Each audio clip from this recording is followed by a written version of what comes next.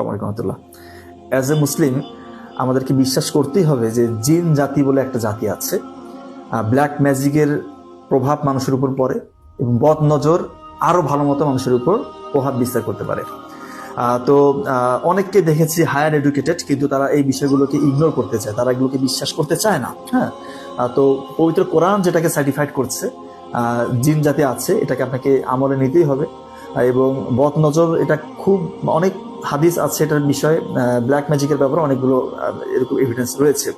এবং আমরা এরকম অসংখ্য পেশেন্ট দেখেছি যে তার এরকম ক্লিনিক্যাল সিমটম, তার হচ্ছে যে হিস্ট্রি নিয়ে আমরা দেখি এবং বিভিন্ন পরীক্ষা নিরীক্ষা করার পরে যেটা বুঝতে পারি যে তার কিন্তু কোনো রকমের প্যাথোজেন নাই, তার কোনো রকমের রোগ নাই, তাকে এই তিনটার কোনো একটার প্রভাবে তার সমস্যা হচ্ছে।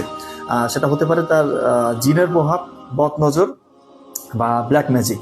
তো এই বিষয়গুলো থেকে মুক্তি পাওয়ার জন্য কিন্তু রুকিয়া, ভালো রাকির কাছে যদি যেতে পারেন, অথবা আপনার ইউটিউবে কিন্তু অনেক ভালো ভালো রুকিয়ার আয়াতগুলো আছে, এটা আপনারা শুনতে পারেন। এবং আমি একটা মেসেজ আপনাদেরকে দিতে চাই, যারা দীর্ঘদিন ধরে এই রকমের সমস্যায় ভুগছেন, কেউ হয়তো আপনাকে ব্ল্যাক ম্যাজিক করেছে বা কোনো খারাপ জিনের প্রভাব অথবা বদ নজরের প্রভাব আপনার মধ্যে রয়েছে, সেক্ষেত্রে আপনারা কিন্তু সবসময় উজুর হালতে থাকবেন, সব সময় উজু করে থাকবেন, কখনোই নাপাক থাকবেন না।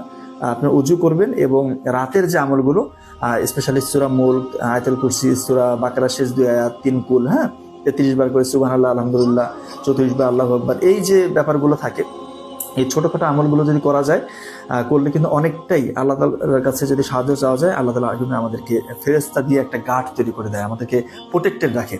তো আমি বলবো যে ভাই, যারা দীর্ঘদিন ধরে এই যে মানসিক সমস্যায় ভুগছেন, কোনো রকমের আশানুরূপ সাফল্য পাচ্ছেন না, দেখা যাচ্ছে যে বিভিন্ন সাইকিয়াট্রিস্ট অনেক আমাদের লাইনে অনেক চিকিৎসা করেও মনে হচ্ছে যে আশানুরূপ ফলাফল পাওয়া যাচ্ছে না, আপনার কিন্তু এই লাইনেও একটু চিন্তা করা উচিত, যেহেতু এটা একদম কোরআন হাদিস থেকে একদম এটাকে আমি বলবো যে সার্টিফাইড করা আছে যে এই বিষয়গুলোকে আপনাকে বিশ্বাস করতেই হবে।